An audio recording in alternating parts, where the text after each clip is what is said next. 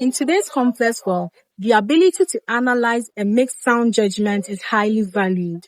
Critical thinking is often hailed as the ultimate tool for progress, yet it remains as the most elusive human skills. This presentation explores the deep-seated cognitive, social, and educational barriers which makes critical thinking even difficult for the highly educated. Boils down to what then critical thinking is.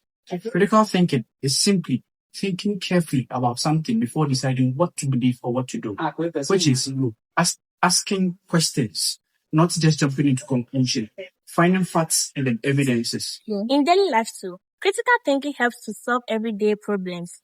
It helps people to make a good, better choices. It helps us to make a good personal and individual decision or a family decision.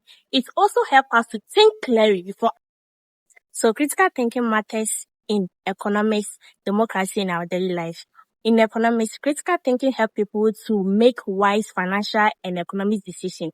It also enables individuals to manage their money and understand economic policies and their effects. So in democracy, critical thinking is important because it helps citizens to make or inform political decisions. It also allows people to vote based on evidence and good judgments. The enemy would be cognitive bias. Still, why is it even the most educated people struggle to think critically? The answer, honestly, is that our own brains work against us. Kahneman, a psychologist, talked about three ways which humans think. The first is the fast and enigmatic. This is what we usually use. The second is the slow and more deliberate. I even discovered this myself when I was having an argument with my fellow postmates, and I realized that he was actually making a really good point, but he is going to accept my defeat.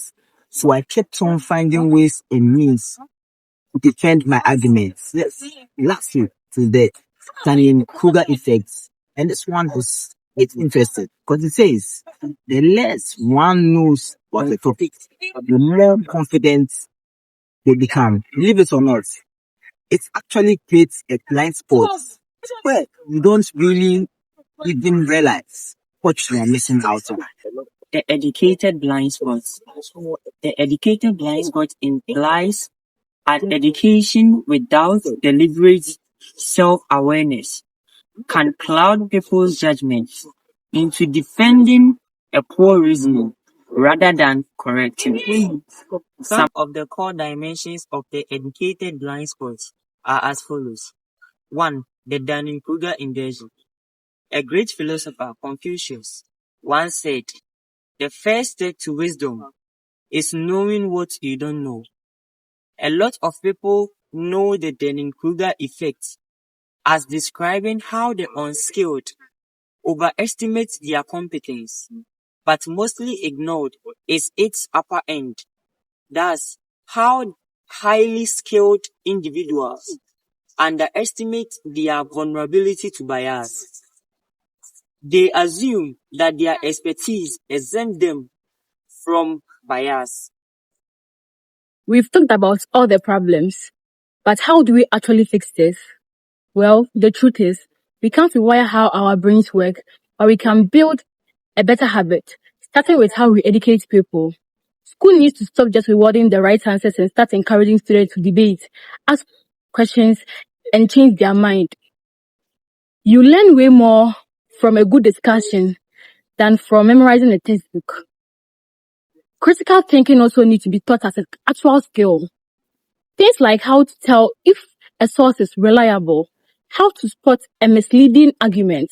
Nobody really teach us this stuff, but it is probably the most useful thing we could ever learn.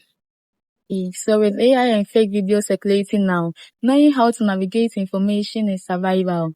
There are a lot of things we see online that are not true, and some also deliberately designed to fool us.